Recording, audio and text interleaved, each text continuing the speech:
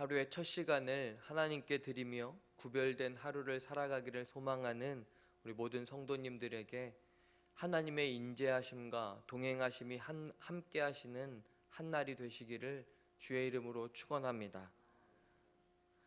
예레미야 1장에서 하나님께서는 이스라엘의 대적인 바벨론으로 타락한 백성의 수도인 예루살렘을 치게 하셔서 패망에 이르게 하셨음을 우리가 함께 나누었습니다. 2장에서는 하나님 자신을 예루살렘을 직접 치신 당사자로 예레미야는 표현합니다. 예루살렘의 비극적인 패망의 근본적인 원인이 어떤 나라의 패권 다툼이나 군사력 싸움에 의한 것이 아니라 역사의 주관자이신 하나님께 대한 범죄와 그에 대한 하나님의 진노에 있음을 예레미야는 분명하게 선포합니다.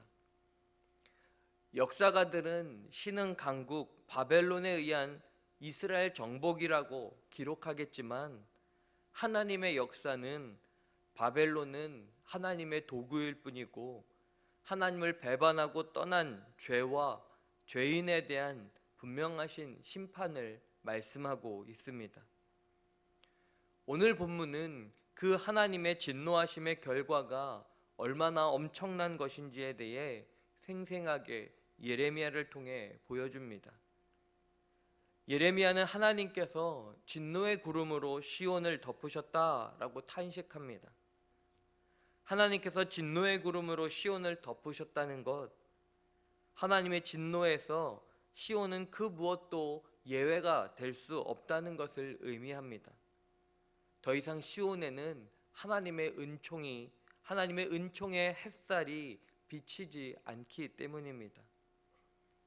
구약에서 구름이 덮이는 것은 하나님의 영광의 임재를 상징했는데 이제는 진노의 현실이 되어버렸습니다.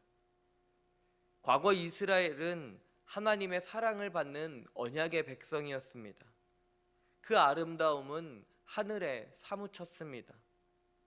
그러나 이스라엘이 하나님께 반역하고 불순종하자 하나님께서 이스라엘의 영광을 땅에 던지셨습니다. 이스라엘이 이렇게 된 이유가 무엇입니까? 특권 의식에 빠진 교만함 때문입니다.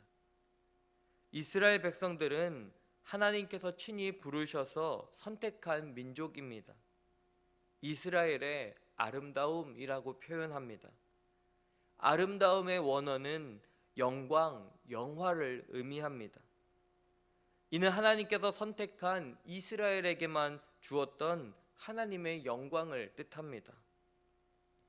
하지만 하나님의 선민이라는 특권의식에 사로잡힌 교만과 자만에 빠진 백성은 하나님께서 주신 이 아름다움을 자신의 것으로 여겼습니다.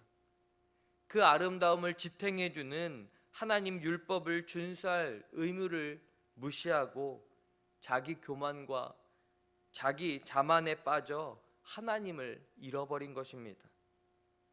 그러자 하나님께서 언약을 저버린 이스라엘의 터전을 긍휼히 여기지 않으시고 허물어 버리셨습니다. 아름다운 뿔처럼 높아졌던 그들의 권세와 영광을 모두 자르시고 영광의 도성을 불로 태우셨습니다.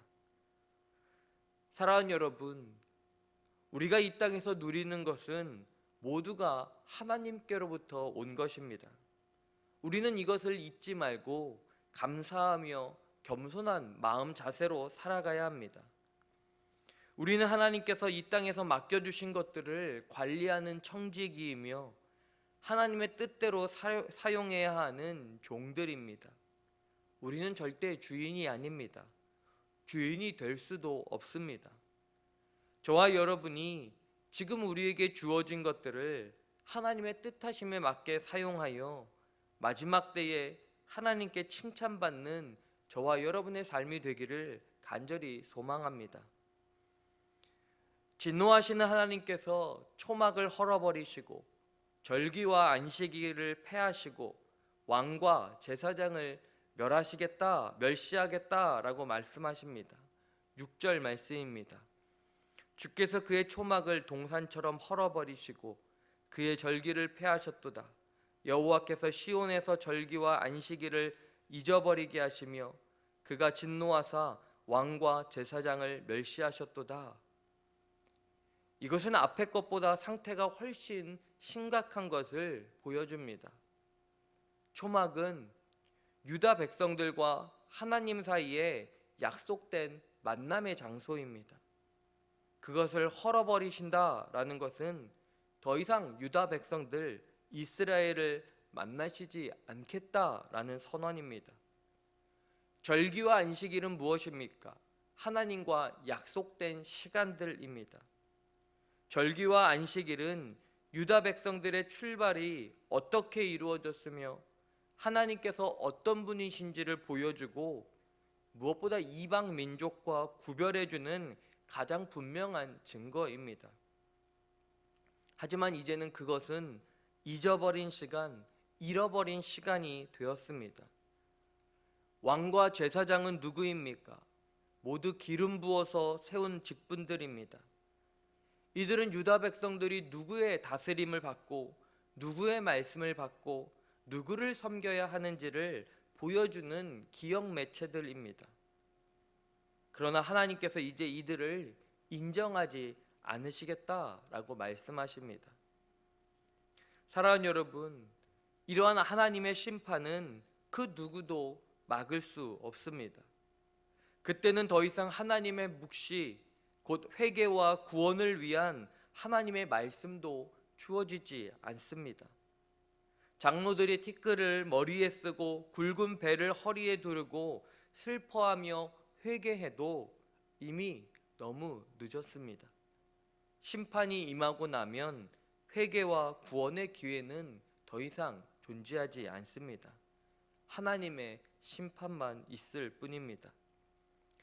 사랑하는 성도 여러분, 우리는 심판의 비참한 결과로 인한 슬픔을, 이 말씀 속에 담겨져 있는 슬픔을 느껴야 합니다. 그것을 통해 다시 하나님께로 돌아가야 합니다. 하나님께서는 죄인에게 긍휼과 자비 없는 진노를 퍼부으실 것입니다. 이것이 죄의 결과입니다. 오늘 우리는 이 죄의 결과들을 바라보며 죄의 심각성을 다시 한번 깨달아야 합니다. 오늘 이 하루 하나님의 은혜를 누리면서 우리는 그릇된 길에 빠져 있지는 않은지, 하나님의 책망과 경고의 말씀에 귀 기울이지 않고 내 고집과 아집으로 삶을 살고 있지는 않은지 우리 스스로를 점검해 보기를 원합니다.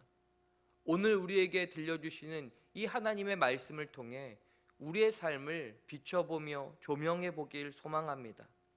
간절히 소망하기는 좌우로 치무침 없이 하나님의 뜻 가운데 죄의 습관들을 끊어내는 회개의 삶으로 나아가는 저와 여러분의 한날이 되시기를 주님의 이름으로 축원합니다. 기도하시겠습니다.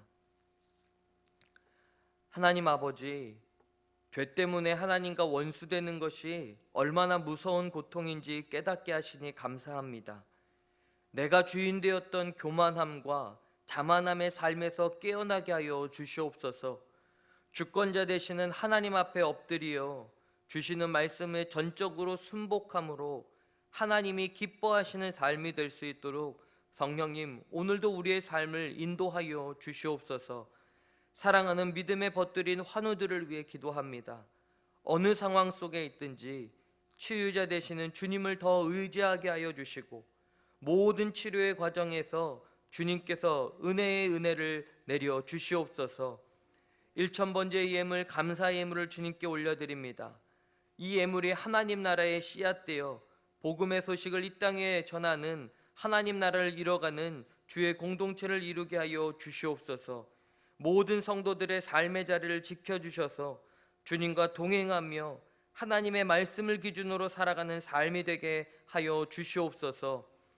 이제는 우리 생명을 살리시기 위해 자신의 생명을 내어주신 예수 그리스도의 은혜와 경고의 말씀을 들려주시며 회개의 기회를 허락해 주시는 하나님의 사랑하심과 교만과 자만의 삶에서 깨어나 하나님 말씀 앞으로 이끌어 주시는 성령님의 인도하심이 모든 성도들 머리 위에 이제로부터 영원까지 함께 하시기를 간절히 축원하옵나이다. 아멘.